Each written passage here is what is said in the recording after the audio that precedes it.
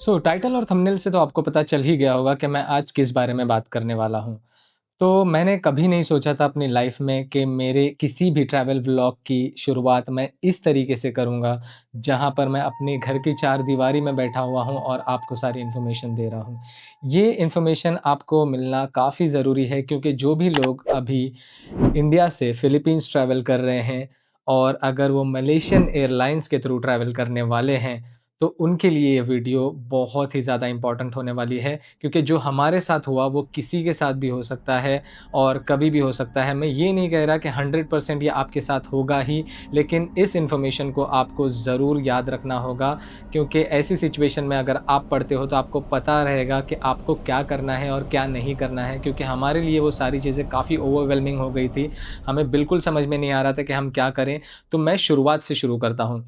तो सबसे पहले हमने हमारी जो फ़्लाइट की टिकट थी वो 3 महीने पहले ही बुक कर ली थी मलेशियन एयरलाइंस के थ्रू, क्योंकि हमें जाना था फ़िलीपींस और हमारा फर्स्ट डेस्टिनेशन होने वाला था सीबू। तो हमने यहाँ मुंबई से अपनी एयरलाइंस बुक की मलेशियन एयरलाइंस के थ्रू, जो कि हमारी वाया एयरलाइंस थी। तो हमारा फर्स्ट मुंबई से कुआलालंपुर का एक ड्रॉप था। कुआलालंपुर में हमें कुछ अराउंड 1-2 घंटे का लेओवर था और उसके बाद हमारी फ़ायरफ्लाई के थ्रू कुआलालंपुर से सीबू के लिए फ़्लाइट थी। तो जैसे कि आपने अभी नोटिस कर लिया, Malaysian Airlines, Firefly and then हम लोग पहुँचने वाले थे Cebu, okay? So from Mumbai to Kuala Lumpur to Cebu. एकदम आराम से एकदम स्ट्रेट रास्ता, कुछ इसमें ऊपर-नीचे नहीं, कुछ ऊबड़-खाबड़ नहीं। तो इतना तो चलता है कि एक जगह पे हम लोग थोड़ा लेओवर करके आसानी से जा सकते हैं, बिकॉज़ डायरेक्ट फ्लाइट का थोड़ा बहुत ऊपर-नीचे होते रहता है। तो हमने ये बुक कर लिया और जो हमारी सबसे बड़ी गलती थी, क्योंकि हमने कभी मलेशियन एयरलाइंस के बारे में कुछ ऐसा बुरा देखा नहीं था, कहीं ऐसा सुना नहीं था या फिर कहीं हमने इतने सारे रिव्यूज़ नहीं पढ़े थे, तो हम थोड़ा इस चीज़ से अनजान थे। बट हमारे साथ क्या होता है, हम जब हमारी जो ट्रैवल की डेट आती है, जो कि थी 22nd ऑफ मई 2026, उस दिन हम अपने घर से निकलते हैं। हमारी फ़्लाइट का टाइम था रात के 11:30 बजे मुंबई छत्रपति शिवाजी इंटरनेशनल एयरपोर्ट से, और हम लोग 6 बजे ही निकल गए थे अपने घर से, बिकॉज़ पता है मतलब हमारे घर से थोड़ा एयरपोर्ट ज़्यादा दूर है, तो थोड़ा हमें जल्दी निकलना पड़ता है, तो मैं 6 बजे ही निकल गया था। हम जब वहाँ पर एयरपोर्ट पहुँचे, हम आराम से चिल कर रहे थे, अपना सब कुछ ये जो है बोर्डिंग के लिए हम लोग सब रेडी थे, सब कुछ अपना पासपोर्ट वगैरह सब कुछ चेक कर रहे थे, बोर्डिंग पास वगैरह हमने ऑलरेडी मतलब ऑनलाइन ले लिया था। तो उसके बाद क्या होता है, जैसे ही हम चेक इन काउंटर पर जाते हैं, मैंने अपना लगेज रखा चेक इन काउंटर पे और अपना बोर्डिंग पास मैंने वहाँ पर जो रिप्रेजेंटेटिव थे मलेशियन एयरलाइंस के, उनके हाथ में दिया।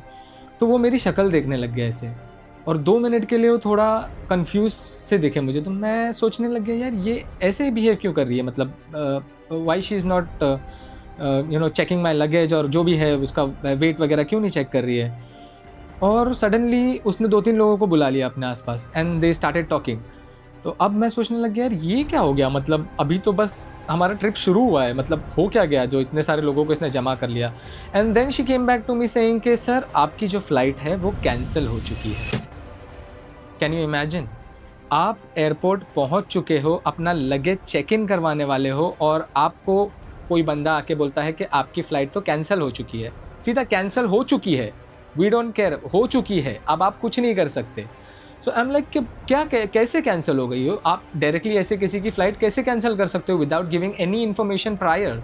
कुछ भी इन्फॉर्मेशन या कुछ ईमेल, कुछ मैसेज, कुछ भी नहीं आया था हमें। मैं अपना मस्त फ़्लाइट का डिटेल्स चेक कर रहा हूँ, हाँ भाई फ़्लाइट टाइम पे है, हम लोग टाइम पे पहुँच जाएँगे। तो हमारा फ़्लाइट कैंसिल कैसे हुआ? फ़्लाइट तो अभी मुझे दिखा रहा है कि अभी तो कुछ इश्यूज़ नहीं है उसमें। जब हम वहाँ पर पहुँचे, उसके बाद उन्होंने हमें बोला कि अभी हमें भी जस्ट पता चला है कि जो फ़्लाइट मलेशिया से आने वाली थी मुंबई, तो वो मुंबई आने में ही लेट हो जा रही है। क्योंकि वही सेम फ़्लाइट मुंबई से कुआलालंपुर जाने वाली थी मलेशिया, एंड देन कुआलालंपुर से हमारी कनेक्टिंग फ़्लाइट थी फ़ायरफ्लाई की टू सीबू। तो जब वो फ्लाइट मलेशिया से इंडिया ही नहीं आ रही है टाइम पे, तो वो बोल रहे हैं कि अगर वो इंडिया पहुंचेगी ही नहीं, तो जब वो इंडिया से उड़ेगी और जब आप कुआलालंपुर पहुंचोगे, तो आपकी जो फायरफ्लाई की फ्लाइट है, जो आपकी कनेक्टिंग फ्लाइट है, वो ऑलरेडी जा चुकी होगी, तो आप कुआलालंपुर में फंस जाओगे। इसके लिए हमने आपकी फ्लाइट ही कैंसिल कर दी। अब इस बारे में तो हमें पता नहीं था और ना हमें कुछ बताया गया था। तो इस वजह से थोड़ा वहाँ पर मेरी भी हो गई उन लोगों के साथ, थोड़ी बहुत कन्फ्यूजन हो गया। मैंने इतना लाउड रिएक्ट नहीं किया, I was keeping my self काम, कि मैं एक बार पूछ लूँ कि भाई क्या हमारे पास अदर ऑप्शंस हैं, क्योंकि इतना बड़ा एयरलाइंस जब आप चला रहे हो तो आपके पास कोई ना कोई अल्टरनेटिव तो होगा ही। तो इसके लिए मैं थोड़ा काम डाउन था, उस वक्त तक मैं कुछ नहीं बोला। मैं बोला ठीक है मैम, अगर ये ऐसा सीन है तो मुझे पहले बताना चाहिए था आपको, मुझे कोई ईमेल या इन्फॉर्मेशन कुछ नहीं आई। जिसके बाद में उन्होंने ये सब चीज़ बोला कि उनको भी जस्ट अभी पता चला है, तो उनके पास भी कोई इन्फॉर्मेशन नहीं थी। तो अब ग्राउंड स्टाफ से लड़ झगड़ के मतलब नहीं था इतना उस टाइम पे, ऐसा मुझे लगा। लेकिन ऑब्वियसली अभी मेरे पास कोई है तो नहीं बोलने के लिए, तो मुझे बोलना तो उनको ही पड़ेगा। तो मैं बोलूँ किसको? मैं डायरेक्टली जाके पायलट को थोड़ी बोल सकता हूँ कि नहीं भाई तू जल्दी आ जा, उड़ा ले फ्लाइट, ऐसा तो नहीं चलता ना। तो मुझे ग्राउंड स्टाफ से ही बात करनी पड़ी। तो वहाँ पर जो ग्राउंड स्टाफ थे उन्होंने फिर हमें बुलाया वहाँ पर उनके डेस्क पर। तो उन्हें actually no no no this is not, no no no, cut this out, cut this out. उन्होंने हमें बिल्कुल नहीं बुलाया, मैं वहाँ खुद गया। एक्चुअली वहाँ पर उन्होंने सीधा हाथ खड़े कर दिए थे कि अब इनकी फ़्लाइट कैंसिल हो चुकी है। उन्होंने मुझे आके बोला कि आपके पास सिर्फ एक ऑप्शन है कि आपको हम कल की फ़्लाइट दे सकते हैं, कल रात की 11:30 की। अभी आपकी जो 11:30 की फ़्लाइट है वो आपको नहीं मिलेगी, कल रात को आप 11:30 बजे आओ, और आपको एज ए कंपनसेशन हम जो ललित और लीला होटल है जो अंधेरी में, वहाँ पर हम लोग आपको 5 स्टार में स्टे दे देंगे। अब मुझे अपनी ही कंट्री में 5 स्टार स्टे नहीं चाहिए भाई, मेरा घर है इस कंट्री में, मैं इसी एरिया में, इसी जगह पे, इसी मुंबई में रहता हूँ, तो मैं अपने घर भी जा सकता हूँ। मेरा मेन मोटिव था कि मुझे अपने डेस्टिनेशन पे पहुँचना था, विच इज़ सीबू, क्योंकि वहाँ पर मेरा सब कुछ प्लान था। वहाँ पर मैं सब कुछ पे कर चुका था, मेरा होटल पे था ऑलरेडी, हमारी जो एक्टिविटीज़ थी नेक्स्ट डे की वो बुक थी।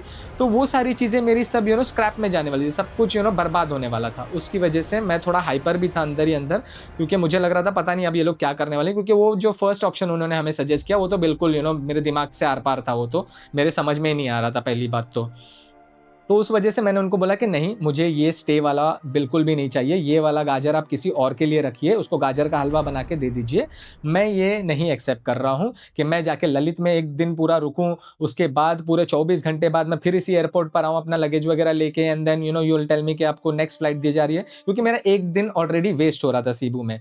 ठीक है, क्योंकि मेरे पास एकदम लिमिटेड डेज थे। ऑब्वियसली जब आप निकलते हो इतनी बड़ी ट्रिप पर तो आप सारी आइटनरी बना के निकलते हो। मेरी आइटनरी पूरी डिस्टर्ब होने वाली थी इसकी वजह से, जो कि सीबू की थी, और मुझे सीबू में थोड़ा भी टाइम नहीं मिलता था अगर मैं इनके अकॉर्डिंग वो चीज़ करता था तो। और उसमें भी जो फ्लाइट ये लोग सजेस्ट कर रहे थे वो भी फ्लाइट डायरेक्ट नहीं थी। जो मैंने बुक की थी वो क्या थी? Kuala Lumpur and then Cebu, right, Mumbai Kuala Lumpur Cebu. अब ये जो मुझे फ्लाइट दे रहे थे वो फ्लाइट थी मुंबई से हनोई की, एंड हनोई में वहाँ पे ऑलमोस्ट 15 से 16 घंटे का लेओवर था। उस 15 से 16 घंटे के लेओवर के बाद मुझे वहाँ से जो फ्लाइट मिलती थी वो मुझे पहुँचाती थी सीबू। तो मैंने बोला कि इसमें भी मेरा क्या फ़ायदा है? अभी अगर यहाँ से मैं निकलता हूँ, कल के लिए भी मैं अगर आता हूँ 11:30 बजे, मैं यहाँ से उड़ रहा हूँ, वहाँ पर मैं पहुँचूँगा, उसके बाद मैं 10-15 घंटे वहाँ पर वेस्ट करूँ अपने लेओवर में, और उसके बाद मैं वहाँ पर पहुँचूँगा, तो मेरा तो दोनों दिन जो मैं सीबू में प्लान कर रहा था वो दोनों चला गया। मुझे सीबू पहुँचते ही अगले डेस्टिनेशन के लिए निकलना पड़ेगा। तो मतलब क्या? मतलब मेरा तो पूरा फ्लाइट और मेरा पूरा ट्रिप ही कैंसिल कर दो फिर। मतलब ही क्या बचा इसके अंदर? मेरा तो मतलब ट्रिप खराब हो गया इस चक्कर में। तो वो सारी चीज़ें हुई। उसके बाद मैं वहाँ पर बहुत टाइम तक खड़ा रहा। पहली बात तो वहाँ पे उनके एक रिप्रेजेंटेटिव थे, उनका नाम मैं नहीं लेना चाहूँगा, but he was okay, he was calm and he was aware about the situation, क्योंकि उनसे ही मैं कंटिन्यूसली बात कर रहा था वन ऑन वन, और मैं उनको ही अप्रोच कर रहा था सारी चीज़ें करने के लिए, and he was okay about it, because obviously उनको भी पता था उनकी गलती है, so he had to cooperate with me.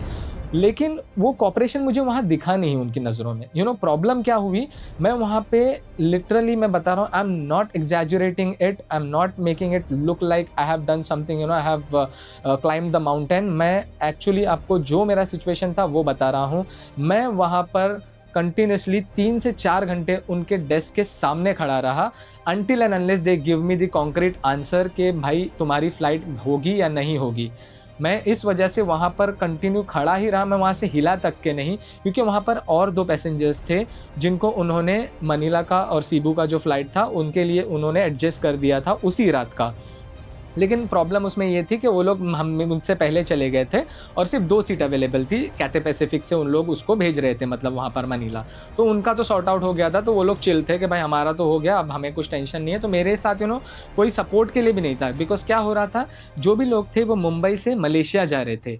There were very less people who were going from Malaysia to Cebu, to Philippines. तो उसकी वजह से मैं अकेला पड़ गया वहाँ पे। अब कोई है भी नहीं मेरे साथ, अब हम सिर्फ 2 लोग बचे हैं वहाँ पे जिनको उनको अभी हैंडल करना है, एंड 2 लोगों को हैंडल करना इतनी बड़ी एयरलाइंस की तो चुटकी की बात है, मतलब क्या ही, ये दोनों क्या ही कर लेंगे, वैसा वाला सीन हो गया था। तो अब वहाँ पे प्रॉब्लम ये थी कि मैं झगड़ा नहीं करना चाहता था, क्योंकि झगड़ा करने से बात शायद और बिगड़ जाती थी, और मुझे ऐसा लग रहा था कि शायद मैं झगड़ा वगैरह करूँगा तो पता नहीं ये लोग जानबूझ के फिर जो होने वाला भी काम है वो भी रोक देंगे मेरा, कि अगर कोई हो भी सकता है कुछ जुगाड़ करके उनकी तरफ से, तो वो भी वो लोग मुझे नहीं देंगे। तो इसी वजह से ज़्यादा बात को ना बढ़ाते हुए मैं उनके साथ चला गया और उनकी डेस्क पर खड़ा था, जैसे कि मैंने आपको बताया। और मैंने उनसे पूछा कि क्या-क्या ऑप्शंस हमारे लिए अवेलेबल हैं, क्योंकि और जो 2 बंदे हमारे साथ थे, जिनको मनीला जाना था, और सॉरी जिनको फ़िलीपींस जाना था, उनके लिए उन्होंने सेट कर दिया था कैथे पैसिफिक की फ़्लाइट। वो वहाँ से उनको सिंगापुर लेकर जाती थी। सिंगापुर में उनका थोड़ा-सा लेओवर था, और लेओवर के बाद वो मनीला पहुँचने वाले थे शाम को 5:30 बजे के आस-पास अगले दिन। तो मैं भी वैसे भी 11:30-12 के आस-पास पहुँचने वाला था, अगर मैं नॉर्मली अगर मेरी फ़्लाइट कैंसल नहीं होती तो। 5:30 बजे भी पहुँचना वाज़ ओके फॉर मी, कि भाई ठीक है, आधा दिन हमारा चला गया, लेकिन मेरी अगले दिन की जो आइटिनरी है वो डिस्टर्ब नहीं हो रही है। तो इस वजह से मैं सोच रहा था कि ऐसा कुछ ऑप्शन हमें भी मिल जाए, लेकिन ऐसा कुछ उनके पास था ही नहीं उस वक्त अवेलेबल। तो मैं पूरी तरह से लटक गया था वहाँ पे। तो उन्होंने मुझे बोला कि अभी एक आप काम करो, मतलब हम आपको एक फ़्लाइट बताते हैं, और वो भी 100% श्योर नहीं है, मुझे चेक करना पड़ेगा। तो अगर आप उसके लिए रेडी हो तो मैं वो चेक कर लेता हूँ। तो मैंने पूछा क्या ऑप्शन है आपके पास? तो उन्होंने बोला कि आप यहाँ से या अभी कुआलालंपुर चले जाएंगे, और कुआलालंपुर में आपको 24 आवर का स्टे रहेगा। वो 24 आवर्स आप यूज़ कर सकते हो। आप चाहे तो एयरपोर्ट से बाहर जा सकते हो, कुआलालंपुर एक्सप्लोर कर सकते हो। एक्सप्लोर वगैरह करने के बाद आप वापस आ सकते हो एयरपोर्ट, एंड एयरपोर्ट से जो आपकी अगले दिन की फायरफ्लाई की जो फ़्लाइट है, जो कि आज हमारी फायरफ्लाई की फ़्लाइट जो, यानी कि अगर मैं आपको डेट के हिसाब से बताऊँ, 22 को हम लोग यहाँ से उड़ने वाले थे। 23 की मॉर्निंग में हम लोग कुआलालंपुर पहुँचते थे, और 23 की मॉर्निंग की फ़्लाइट थी हमारी फायरफ्लाई से मनीला सीबू के लिए। तो वैसा हमारा था। तो वो लोग बोल रहे कि ये जो आपकी फायरफ्लाई की फ़्लाइट है, जिस टाइम पे है, कल आप उसी टाइम पे वापस कुआलालंपुर के एयरपोर्ट जाइए, वहाँ से आपको वही फ़्लाइट आपको मिलेगी, एंड देन वो आपको सीबू लेकर चली जाएगी। तो हमने बोला कि ठीक है, चलो, अगर ऐसा भी होता है तो it is fine with me. ठीक है, मेरी एक दिन की आइटिनरी फिर भी डिस्टर्ब हो रही थी सीबू में, लेकिन मुझे एक नया कंट्री और एक नया डेस्टिनेशन जाने मिल रहा था। तो मेरा व्लॉग वगैरह भी डिस्टर्ब नहीं होता था। मैं भले अपना सीबू का व्लॉग बनाने से एवज मैं अपना सीबू का हटा के कुआलालंपुर का व्लॉग बना देता था कि भाई कुआलालंपुर में ऐसा ऐसा चीज़ है, वो दैट वाज द थिंग। वो मैंने सोच लिया कि ठीक है भाई, चलो, अगर ये मिल रहा है तो ये भी ओके है, मैं कुआलालंपुर एक्सप्लोर कर लूँगा एक दिन के लिए, मेरा वो वेस्ट नहीं होगा दिन। बट बाद में थोड़ी देर बाद वो आके बोलते हैं कि सर वो भी ऑप्शन अभी नहीं कर सकते हम लोग आपके लिए, क्योंकि वो भी हमारी पूरी फ्लाइट वगैरह बुक है, और उसमें भी हम लोग नहीं कर सकते।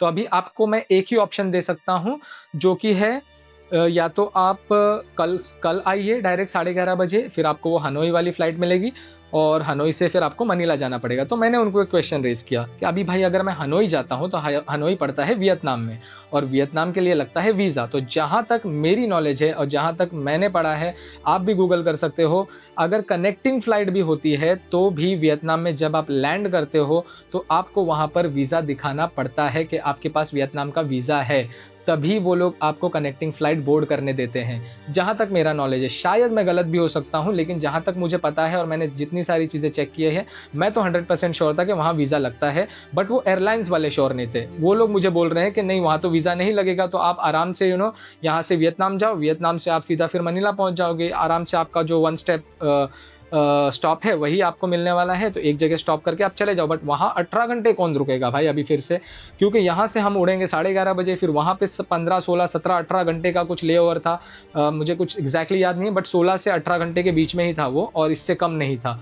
तो उतना घंटे मैं रुक के फिर अगले दिन की फ़्लाइट पकड़ूँ और फिर वहाँ जाऊँ, तो मैं 25 को पहुँचता था। 25 को मैं तो निकलने वाला था भाई अगले दिन, मतलब समझ रहे हो, मैं सीबू से निकलने वाला था 25 को। तो मैं कैसे ये फ़्लाइट एक्सेप्ट कर सकता था? बट मेरे पास कुछ था ही नहीं ऑप्शन। अब मैं करूँ तो क्या करूँ? अब मैं यहाँ पर रहूँगा तो भी वही चीज़ मुझे बोल रहे हैं ये लोग कि अगले दिन की ही फ़्लाइट है। तो अब कुछ मेरे पास बचा ही नहीं, मैंने पूरे हथियार डाल दिए। मैं बोला भाई करूँ तो क्या करूँ मैं, क्योंकि मेरे पास कुछ ऑप्शन नहीं था ना, वो लोग कुछ अच्छा सजेस्ट कर रहे थे। तो फिर भी मैं उनके पीछे पड़ा रहा कि भाई देखो कुछ बताओ मुझे इसके अलावा, क्योंकि ये भी मुझे नहीं जम रहा है, क्योंकि आपको नहीं पता कि वहाँ पर वीज़ा लगता है, क्योंकि मैं वियतनाम जा चुका हूँ भाई। अगर मुझे मुंबई से फूकॉक भी जाना है, Phu Quoc is visa free for Vietnam. वहाँ पर बोला भी जाता है कि भाई वियतनाम का एक डेस्टिनेशन है which is visa free, which is Phu Quoc. तो अगर फूकॉक भी आपको जाना है तो भी आप बिना वीज़ा के नहीं जा सकते। वियतनाम की सरजमीन पर आप अपना कदम रख रहे हो भाई, तो आपको वीज़ा लगेगा। ये इनको पता भी नहीं है भाई। अब मैं क्या बोलूँ, ये इतनी बड़ी एयरलाइंस खोलकर बैठे, इनको नहीं पता ये चीज़। ठीक है, मैंने अवॉइड किया, बोला जाने दो। मैंने तो पहले ही मना कर दिया, मैं नहीं जाऊँगा इस फ्लाइट से, क्योंकि वो अगले दिन 11:30 की थी, तो वो तो मेरा पूरा ट्रिप ही खा जाती थी। तो मैं फिर भी वहाँ लड़ता रहा उनसे कि भाई नहीं, देखो मैं यहाँ वहाँ घूम रहा हूँ। फिर कितने टाइम तक मुझे खड़ा रखा उन्होंने, जैसे मैंने बोला 4-5 घंटे तो मैं ऑलमोस्ट खड़ा था ही वहाँ पे भाई। मतलब 4-5 घंटे तो कहीं नहीं गए, मैं ऐसे ही बोल सकता हूँ। 4-5 घंटे तो मैं खड़ा था ही था वहाँ पर। और उसके बाद फिर जब उन्होंने देखा कि नहीं भाई, ये बंदा तो मतलब हिल नहीं रहा अपनी जगह से और मान ही नहीं रहा किसी चीज़ के लिए, तो अब हम करें तो क्या करें। और मैं तो सर पे बैठ गया था उन लोग के कि मेरे को कुछ तो करके दो। मैं तो यहाँ पे इंडिया में अभी नहीं रुकने वाला हूँ। मैंने इतना अपनी फ़्लाइट वगैरह सब बुक करी है, इतनी सर माथा फोड़ी करके पूरी अपनी आइटनरी बनाई है, मैं तुम्हारी वजह से ये डिस्टर्ब नहीं करने दूंगा। तो बहुत देर रुकने के बाद उनकी एक मैम आई, जो कि उनकी सीनियर वगैरह थी। तो वो एक ऑप्शन लेकर आई। उन्होंने बोला कि आप एक काम करो कि अगर आपको अभी यहाँ पर नहीं रुकना है ना, तो आपकी जो अभी ये मलेशियन एयरलाइंस की जो फ़्लाइट है जिसमें आपकी टिकट ऑलरेडी बुक है, जो कि ऑलरेडी कैंसिल भी कर दी थी इन्होंने, ठीक है, इस बात पर गौर कीजिए आप लोग। ये जो मेरी फ़्लाइट है मलेशियन एयरलाइंस की आज की, उसमें जो मेरी विंडो सीट थी वो इन्होंने कैंसिल करके किसी और को दे दी, ठीक है, क्योंकि वो कैंसिल करवा दी थी इन्होंने, किसी मलेशिया जाने वाले बंदों को वो ऑलरेडी चिपका दी थी बिना मुझसे पूछे। अब इन्होंने क्या बोला लास्ट में मुझे, जब वो लोग पूरा थक हार गए थे, मैंने बहुत दिमाग खाया भाई उनका। मैं नहीं बोलूँगा कि मैंने कुछ नहीं, मैंने बहुत दिमाग खाया उन लोगों का, बहुत घंटे खड़ा रहा हूँ उनके सर पे। तब जाकर वो लोग परेशान होकर मुझे एक ऑप्शन दिया, जो कि था, उन्होंने बोला कि आप एक काम करो, हम आपको एक फ़्लाइट देते हैं जो कि मुंबई से जाएगी। मुंबई से ये जो आपकी मलेशियन एयरलाइंस है उसी में आपको बैठना है। वो आपको छोड़ेगी कुआलालंपुर में। कुआलालंपुर में हम आपको लाउंज में स्टे देंगे, जो कि 6 घंटे का आपका लेओवर रहेगा। कुआलालंपुर में आपको 6 घंटे के लेओवर के बाद एक और फ़्लाइट लेनी है शाम की 5:30 बजे की। वो 5:30 बजे की शाम की फ़्लाइट आपको मनीला लेकर जाएगी। Still I am not reaching Cebu, okay. तो मैं जा रहा हूँ मुंबई से कुआलालंपुर, कुआलालंपुर से मनीला, और फिर बोलते हैं मनीला से आपकी शाम की फ़्लाइट है सीबू के लिए, जो कि मिडनाइट हो गई ऑलमोस्ट, मतलब वहाँ के हिसाब से। तो मुझे ऑलमोस्ट 2 फ्लाइट और चेंज करके सीबू पहुंचना पड़ रहा था। तो मैंने बोला कि ठीक है भाई, अब भी मुझे इंडिया में अभी यहाँ पर, मतलब मुझे यहाँ तो नहीं रुकना है, मुंबई में तो मुझे नहीं रुकना है, मुझे बस यहाँ से निकालो, मैं आगे का अपना देख लूँगा फिर क्या करना है। तो उन्होंने बोला कि चलो ठीक है, फिर आप लोगों को ये ऑप्शन दे देते हैं। अब मैंने ये ऑप्शन सिलेक्ट कर लिया। अब मैं उसी फ्लाइट से जा रहा हूँ, ओके, जिसमें मैंने ऑलरेडी मेरी टिकट बुक की थी, जो कि कैंसिल करके इन्होंने किसी और को दे दी, और अब मुझे ये लोग आइल की और मिडल की सीट दे रहे हैं। मैंने बोला कि भाई चलो ठीक है, चलो अभी इसमें भी क्या ही कर सकते हैं, अपनी सीट तो गई जो हमने बुक कराई थी इतने 3 महीने पहले एडवांस में, क्या फ़ायदा हो गया उस विंडो सीट का, चली गई, चलो ठीक है। अब उसके बाद भी ये लोग थोड़ी देर बाद आके बोलते हैं मुझे कि सर नहीं यार, उसमें भी नहीं हो सकता, आपका थोड़ा ऊपर नीचे हो रहा है, क्योंकि वो फ्लाइट ऑलरेडी आ चुकी है, बोर्डिंग ऑलरेडी स्टार्ट हो चुकी है। क्योंकि घंटों निकल गए भाई, ये सब कन्वर्सेशन में घंटों निकल गए, वो फ्लाइट आके खड़ी रह के सारे लोग बैठ चुके हैं उस फ्लाइट में, और अभी तक हमारा यहाँ पे कन्वर्सेशन चल रहा है कि मैं उस फ्लाइट में चढ़ूंगा या नहीं। तो फिर इस वजह से फिर मैंने उनको बोला कि नहीं, मैं नहीं जानता, आप कैसे भी करके मुझे उस फ्लाइट में चढ़ाओ। तो फिर वो लोग समझ गए कि भाई अभी ये बंदा मानने वाला तो है नहीं। तो फटाफट उन लोगों ने वहाँ पर उनके जो भी स्टाफ थे उनको कॉल किया और बोला कि रुका के रखो बोर्डिंग के लिए, बोर्डिंग गेट्स ओपन रखो, 2 बंदों को हम लोग लेकर आ रहे हैं। तो उन्होंने, चलो ये एक चीज़ थोड़ी हमारे लिए अच्छी की, जो मुझे थोड़ा दिलासा हुआ कि भाई ठीक है, ये लोग भी अपनी तरफ से कुछ कर रहे हैं, वरना मेरा बहुत झगड़ा हो जाता था सच में उनसे यार। मैं मतलब पूरा भर चुका था यार, समझो ना, 4-5 घंटा बंदा खड़ा है डेस्क के पास, बस मैं हिला तक नहीं, मैं बोल रहा हूँ बार बार एक ही चीज़, मैं वहीं खड़ा था उन लोग के सर पे। तो उन लोग मुझे फिर बाद में लेकर गए, वो लोग बोले कि भाई अपन जाते हैं बिजनेस रूट से, क्योंकि बिजनेस वाली लाइन में कोई नहीं रहता है, पूरी खाली रहती है, तो फटाफट भागते भागते अपन चले जाएंगे और बोर्डिंग करवा लेंगे। तो मैंने बोला ठीक है, आपको जो करना है करो। फटाफट बैग फेंका मैंने चेक इन में, और मैं अपने बैग्स लेके चला गया। उनके 2 रिप्रेजेंटेटिव हमारे साथ में आए हमें छोड़ने के लिए, ताकि कुछ ऊपर नीचे नहीं हो जाए और कोई हमें रोके ना। तो एकदम स्मूथली फटाफट फटाफट भगाते भगाते हम लोग एकदम बिजनेस लाइन में से जाते हुए इमिग्रेशन करके सीधा निकल गए हम लोग। और जैसे हम लोग बोर्डिंग गेट पे पहुंचे तो देखा हमने बोर्डिंग गेट ओपन था, हमने फटाफट से फ्लाइट बोर्ड कर दी उसके बाद, ठीक है। तो अभी हम बोर्ड करके यहाँ से निकल रहे हैं मुंबई से कुआलालंपुर के लिए। तो ठीक है, वहाँ पर उन्होंने बहुत सारी हेल्प की, उनकी जो मैम थी वो पूरा एंड तक हमारे साथ चलकर आई, हमें पूरा देखा उन्होंने कि भाई ये लोग पहुँच रहे हैं, गेट तक पहुँच गए, उसके बाद ही वो गई। तो मुझे वो एक चीज़ अच्छी लगी कि उन्होंने अकाउंटेबिलिटी ली इस चीज़ की, कि हमारी वजह से बेचारे 2 लोगों का नुकसान हो गया, and they are very stressed about it. तो उन्होंने देखा भी हम बहुत स्ट्रेसफुल थे, उन्होंने थोड़ा हमें काम डाउन करने की भी कोशिश की। She was very good, I mean वो दोनों भी, यानी कि जिससे मैं बात कर रहा था, जो बंदा डेस्क पर था, he was also very nice, क्योंकि वो बहुत काम डाउन था, वो उसको भी पता था। अब वो क्या ही करेगा यार बेचारा, अब एयरलाइंस ने कैंसिल कर दिया तो ग्राउंड स्टाफ से मैं क्या करूँ, लेकिन मेरे पास कुछ ऑप्शन भी नहीं तो था ना यार, मैं बात तो उन्हीं से करूँगा ना, उनके ही सर माथा पोड़ी खाऊंगा उनका मैं। तो ठीक है भाई, वो सब तो चीज़ें हो गई, उन्होंने फिर हमारी हेल्प भी काफ़ी की, हमें छोड़ने आए, जैसे मैंने आपको बताया पूरा गेट तक हमें छोड़कर चले गए और हमें फटाफट बोर्ड करवा दिया। अब हम लोग फ्लाइट में तो चढ़ गए। अभी क्या होता है, अभी हम यहाँ से निकले मलेशिया जाने के लिए कुआलालंपुर। अब कुआलालंपुर में हम लोग पहुँचते हैं उसी फ्लाइट से जिससे हम लोग जाने वाले थे, लेकिन वहाँ से हमारी फायरफ्लाई की फ़्लाइट तो है नहीं, क्योंकि वो ऑलरेडी उड़ चुकी होगी जब हम लोग वहाँ पर पहुँचेंगे, क्योंकि ये हमारी फ़्लाइट काफ़ी डिलेड है।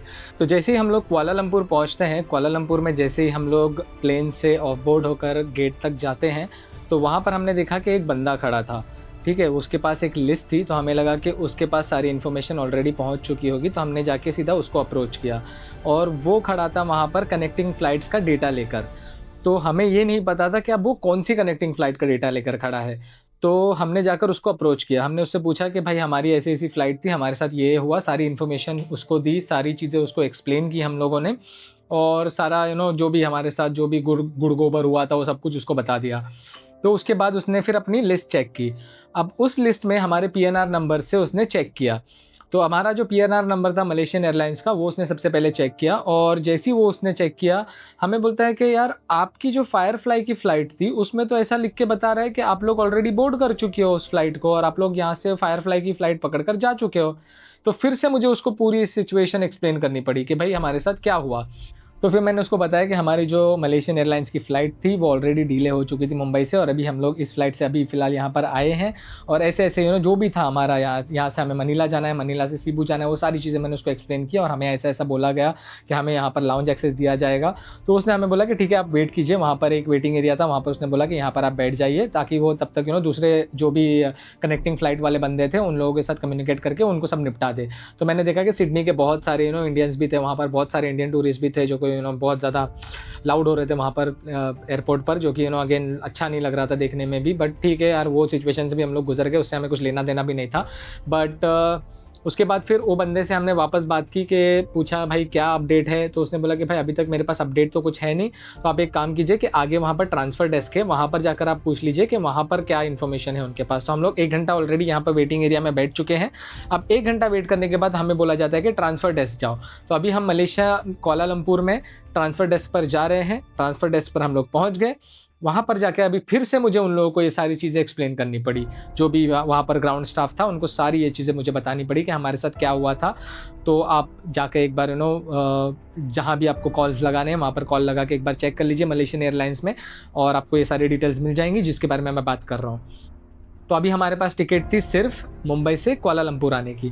अब हमें टिकट चाहिए थी कुआलालंपुर से मनीला जाने की, जिसके लिए अभी मुझे इनको कन्विंस करना था कि ऐसा ऐसा हुआ था, सारी चीज़ें उनको एक्सप्लेन करनी थी। वो सारी चीज़ें हो गई, ठीक है। वहाँ पर भी हमें 1-1.5 घंटा और बैठना पड़ा। तो हमारी फ़्लाइट जो थी कुआलालंपुर में लैंड करी थी 9:30 बजे, और हमें लाउंज एक्सेस दिया गया दोपहर के 1:30 बजे। मतलब समझ लो कि उतना पूरा टाइम मैं वहाँ पर लोगों को वो चीज़ें एक्सप्लेन करते हुए बैठा था, और अपनी अगले फ़्लाइट की टिकट की मैं वहाँ पर जुगाड़ करने में लगा हुआ था। तो वहाँ पर भी जो ग्राउंड स्टाफ थी उनसे मैंने बात किया। थोड़ा लैंग्वेज बैरियर था क्योंकि इंग्लिश ज़्यादा नहीं बोलनी आती मलेशियन स्टाफ को। तो वहाँ पे भी 2-3 लोगों का उसको थोड़ा हेल्प लेना पड़ा। उन लोगों ने उसको समझाया कि हमारे साथ क्या हुआ था, जो हमें अटेंड कर रहा था बंदा, उसको सब चीज़ बताई। तो एक बंदी आई, उसने बोला कि ठीक है मैं अटेंड करती हूँ। फिर उसने सारी चीज़ें चेक करना शुरू किया, हमारे पासपोर्ट वगैरह लिए, सारी चीज़ें चेक की, हमारी जो डिटेल्स थी, हमारा जो पीएनआर नंबर था, हमारी मलेशियन एयरलाइंस की जो पुरानी वाली टिकट थी, फायरफ्लाई की जो पुरानी वाली टिकट थी, सब कुछ उसने चेक कर लिया। अब उसके बाद उसने 2-3 कॉल्स मिलाए, और पता नहीं वो रीजनल लैंग्वेज में बात कर रही थी तो मुझे समझ में नहीं आया उसने क्या बोला, बट उसने 2-3 जगह पे कॉल किया और बातें वगैरह की। उसके बाद उसने हमें बोला कि ठीक है अभी हमारे पास 2 ऑप्शन है आपको भेजने के लिए।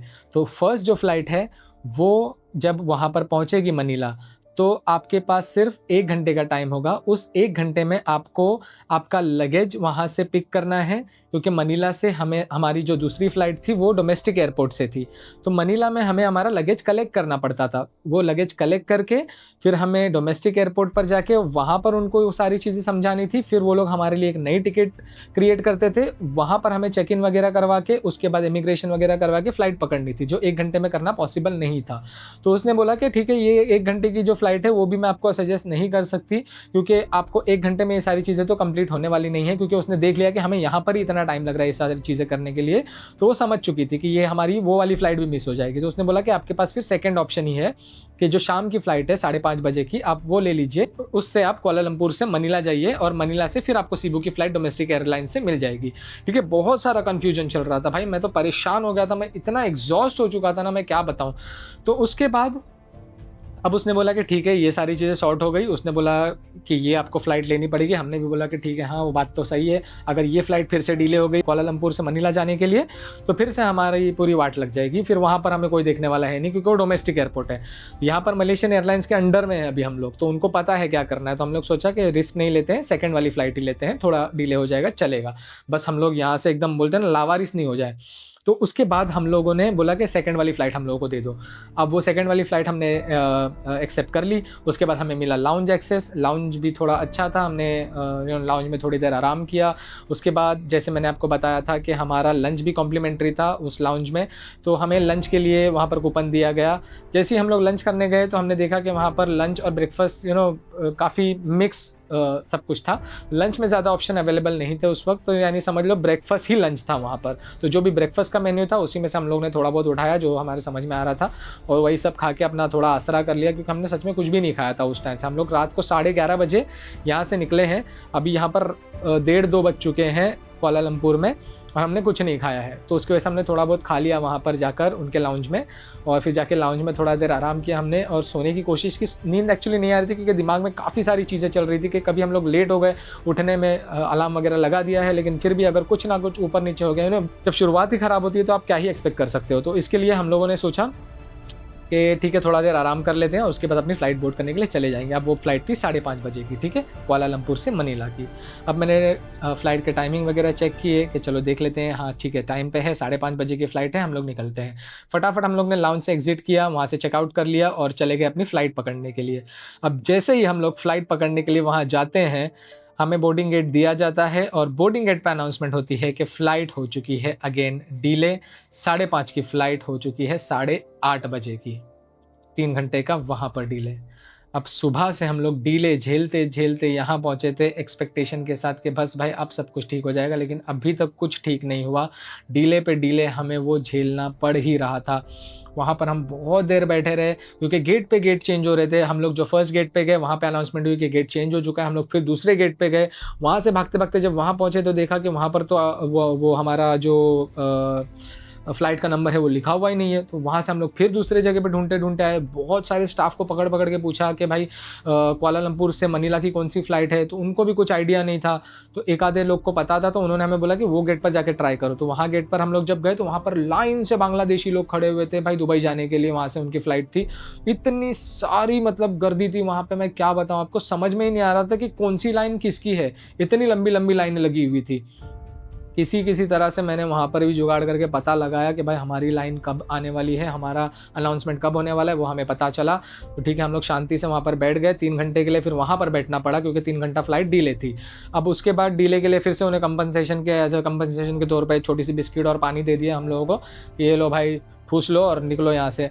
तो अब वो हमने खाया। उसके बाद हमने बोला चलो अभी बोर्डिंग का टाइम हो चुका है, बोर्डिंग के लिए हम लोग चले गए। बोर्डिंग गेट पर जैसे हम लोग पहुँचे, सब सारी चीज़ें हमने सॉर्ट आउट कर ली थी पहले ही, जैसे मैंने आपको बताया वो मैडम के साथ हमने पहले ही बात कर ली थी, उसने हमारा सारा चीज़ करके दे दिया था ये फ़्लाइट का।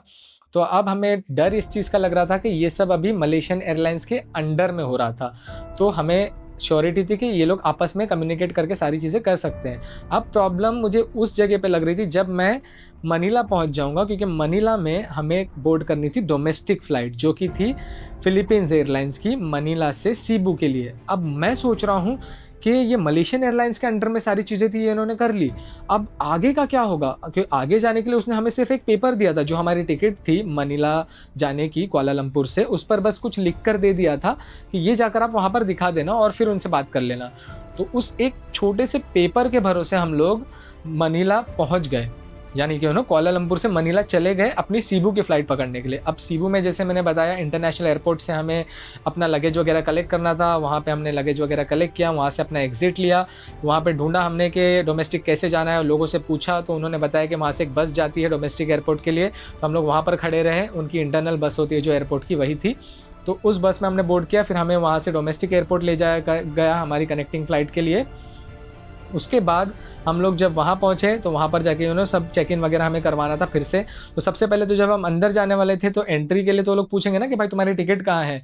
तो अब मेरे पास तो टिकट ही नहीं है, अब मैं दूँ क्या उन लोगों को? तो मैंने उनको पेपर दिखाया जो मैं कुआलालंपुर से लेकर आया था। मैंने बोला देखिए कुआलालंपुर से हम लोग मनीला आए थे, हमें वहाँ पर ये पेपर दिया गया, हमारे साथ ऐसा-ऐसा हुआ था।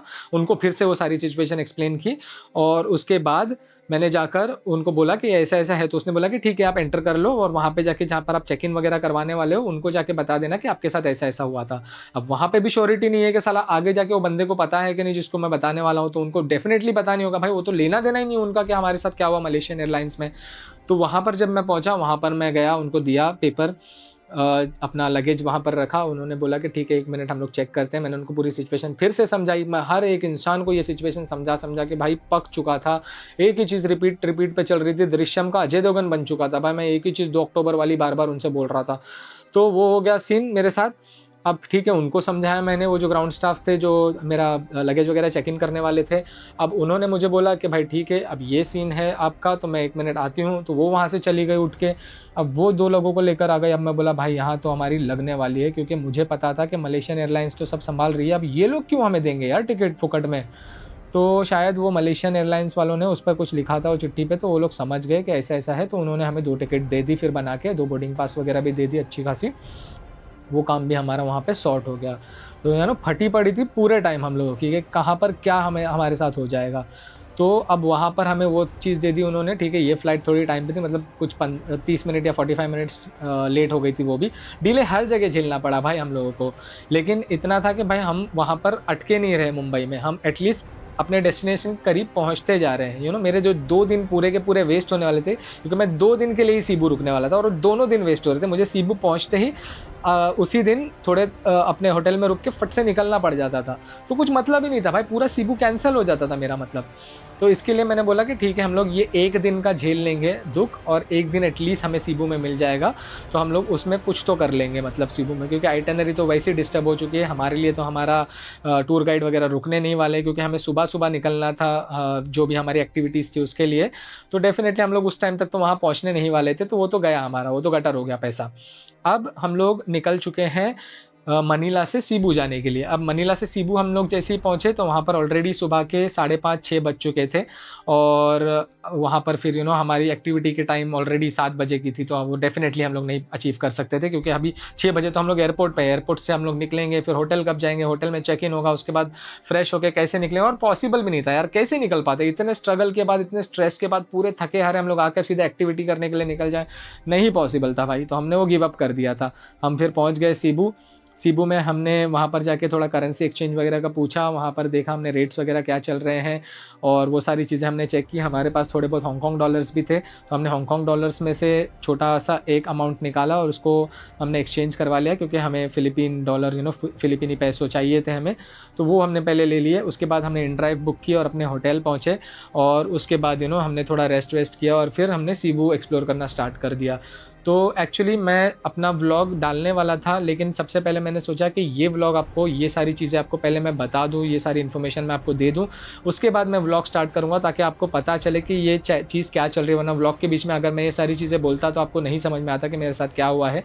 तो ये सारी झमेले को झेलने के बाद हम लोग जब सीबू पहुँचे, तो उसके बाद का व्लॉग मैं आप लोगों के साथ बाद में शेयर करूंगा।